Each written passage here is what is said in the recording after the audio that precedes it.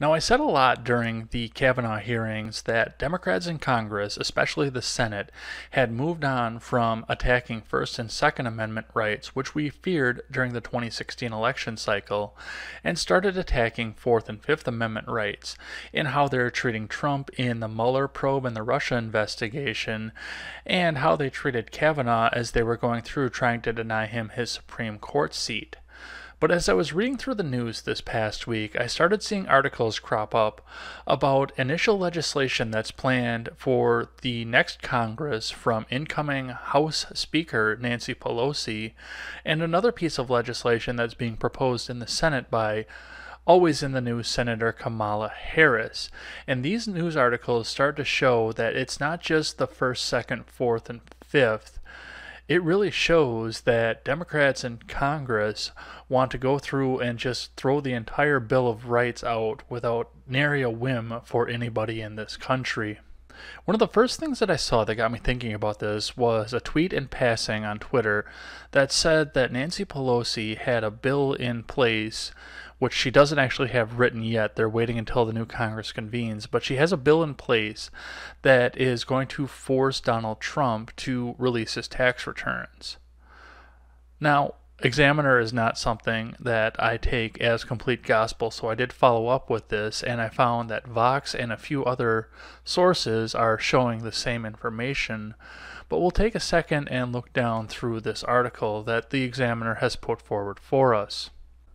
Now, as we scroll down through this article, one of the first things that we're going to notice is the fact that this is something that they're touting as a campaign finance and ethics bill, not necessarily a bill to force the president to release his tax returns. But that appears to be something that's going to be pressed into there, possibly on a package deal to get votes, or something that they're going to use to sell to the American people to try and force their congresspeople to push it through. But there's actually a big list of other things that are going on in this bill that I don't think are going to be able to be passed at once.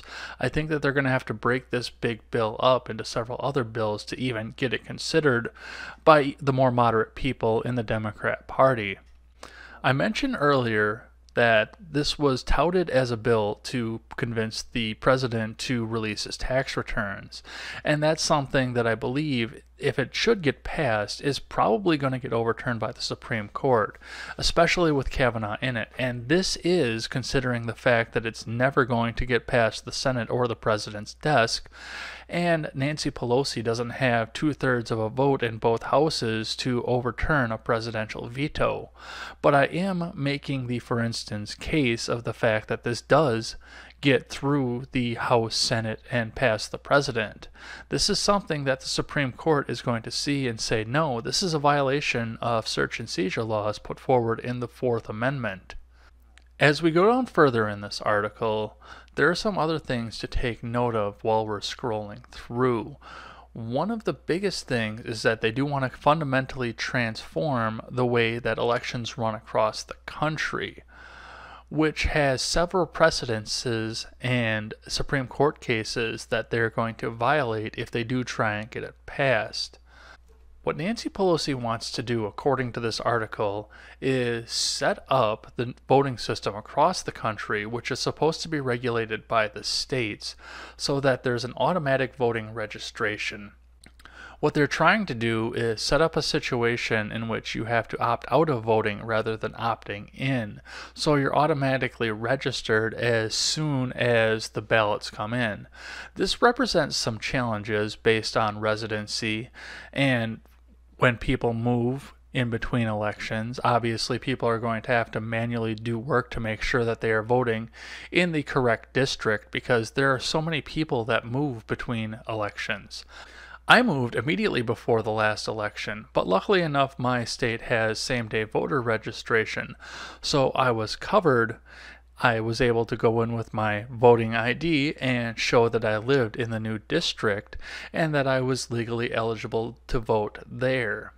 While I was reading through this article, one of the first things that stood out to me was the fact that Pelosi seemed intent, while she was revealing details of a yet unwritten bill, in overturning a couple of Supreme Court cases that revolve around elections.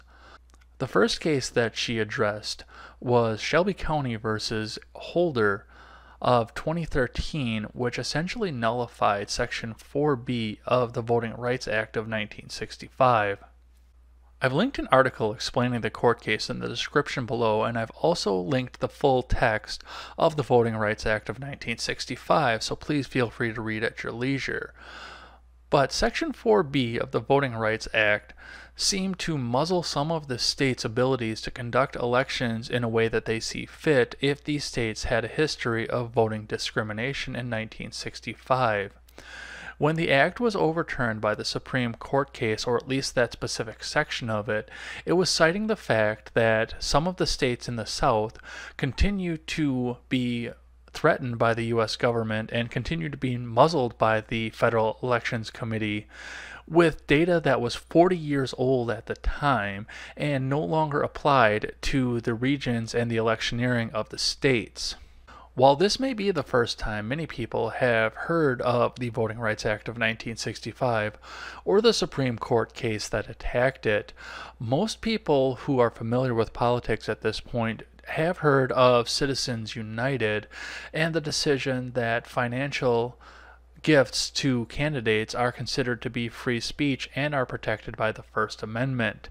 This is another Supreme Court case that Pelosi plans on going after in this initial bill or series of bills, however it becomes written, as soon as her party comes to power in January in the legislature.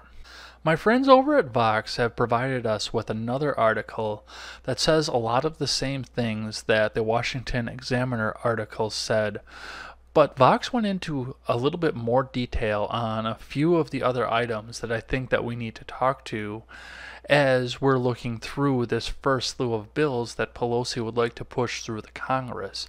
So let's take a second and touch on a couple of the other items that Vox brought to light that the Washington Examiner overlooked as they were talking about this new series of bills.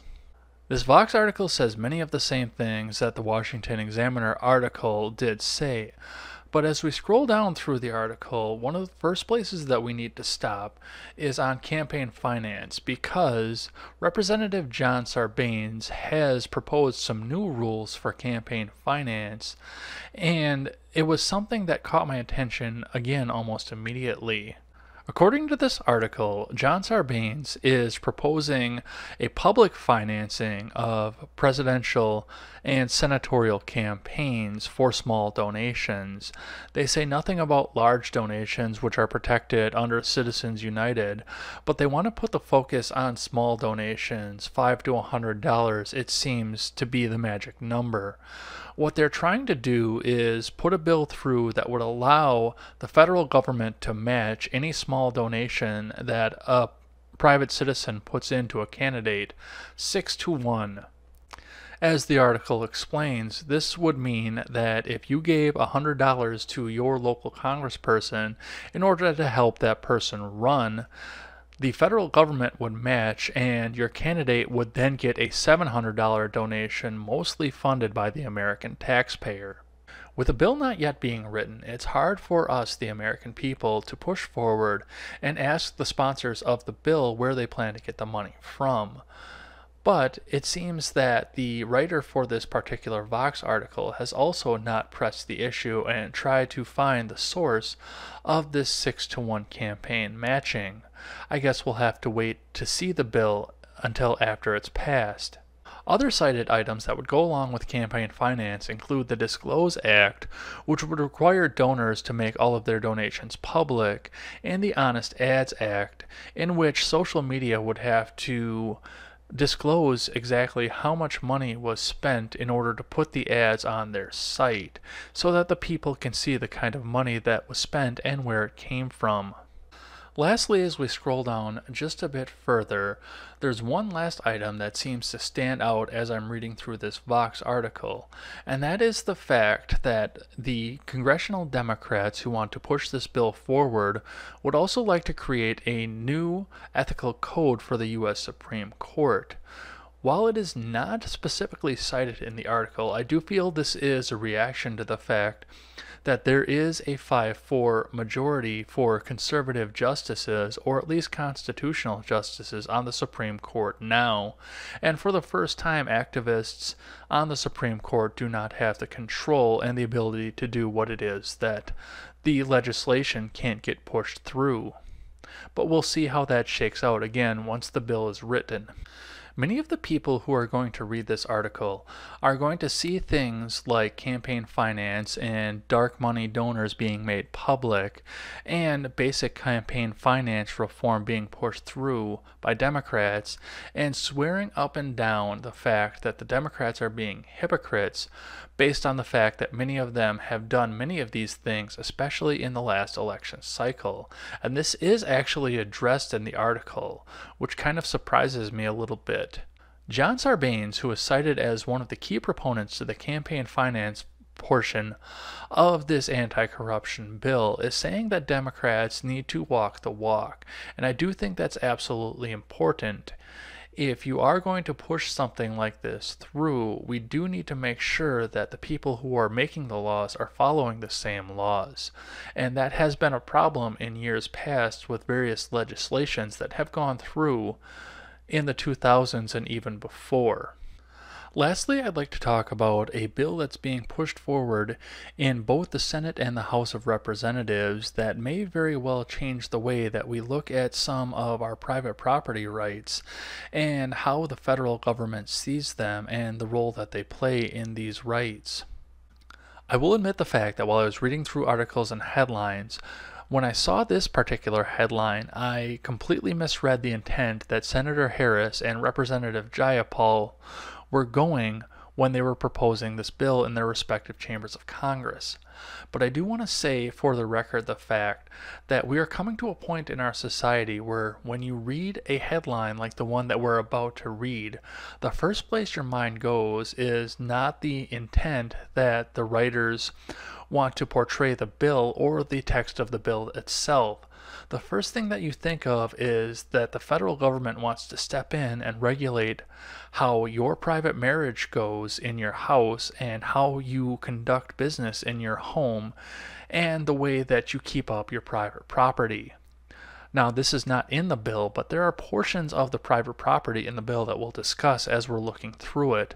But it is a sad state of affairs, the fact that I think that many other people who see this headline would have thought the same thing as they were skimming through it. The Domestic Workers Bill of Rights aims to protect some of the most exploited women in the U.S. As we scroll down through this article, we will see the fact that this is actually an article written about a bill being proposed by both women that extends and federalizes protections that are already held in places like New York and California pertaining to workers like housekeepers and in-home care workers. And I really think that these are regulations that do need to stay on state level because they do mostly surround the states and localities. And I think that if people have a problem with it, I think that they should be able to go to their state capital and talk with their legislatures rather than having to go to DC to do it or try and get through and call their congressional offices to discuss the issues in the bills. But let's look at what's going on in this bill. Scrolling down through the article, we see a sign that comes out of New York that says all domestic workers in New York have rights. And that's where I started to realize that this was not an article in a bill that was attacking housewives. They specifically cite nannies, house cleaners, care providers for the elderly and the disabled. And these are specific professions that are prevalent in all states, and they're professions that I hope don't go away, which is part of the reason that I hope that this bill doesn't pass and falls flat on the Senate, because I do fear that in smaller states, especially population-wise, like Wyoming, Oklahoma, and Montana, if you start to put some of these regulations into place, you are going to start seeing a lot of these jobs disappear.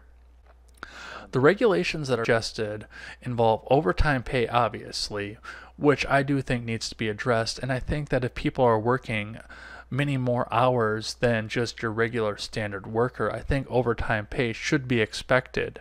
But that's something that many people should have to take up with their state legislatures, and this shouldn't be an overreaching federal sweep. But the other thing that I saw while I was going through this article was the fact that the representative and the senator would like to regulate what is going on in the home, in the private home, which is the workplace for many of these professions. And I think that is a point where the federal government is overreaching and going too far. When you go to places like the mechanic shop and the grocery store and the nursing home, there is an expected level of safety that comes from the fact that OSHA is in place, and most states have regulations that take OSHA regulations even further, depending on the state and the locality, obviously. But when it comes to private homes, you come to a situation that's even harder to regulate and even more difficult to enforce beyond that. Wealthy people who would normally solicit the services of a housekeeper or who would solicit the service of private in-home care for an elderly relative who may also have been somebody wealthy to begin with, can often afford to make sure that their homes are up to snuff. Oftentimes in these cases, the previous tenant of the home, apartment, or condo was also wealthy to a point where he or she could afford to have a housekeeping service or an in-home care for an elderly relative as well. So many of these places were already up to code to begin with. But there are other cases of in-home hospice for people who are more comfortable that way, or even cases where somebody wins a month of free cleaning services from a local donor who wanted to put something into a raffle to sweeten the pot. These are cases that happen all the time around this country, and in the case where somebody wins a month of cleaning, that's not going to be something that the person is thinking about when the OSHA inspector first shows up to make sure that for that month, the person who's going to come in and housekeep is going to be compliant into federal laws. A lot of the times, a lot of the people who are going to patronize services this way, this is the only time they're ever going to be able to patronize a service like this. And as far as elderly and ill relatives go, a family is already grieving if somebody has fallen to a point where he needs in-home care. Things are already difficult as it is, and in order to push this bill through, you're just essentially making things more difficult.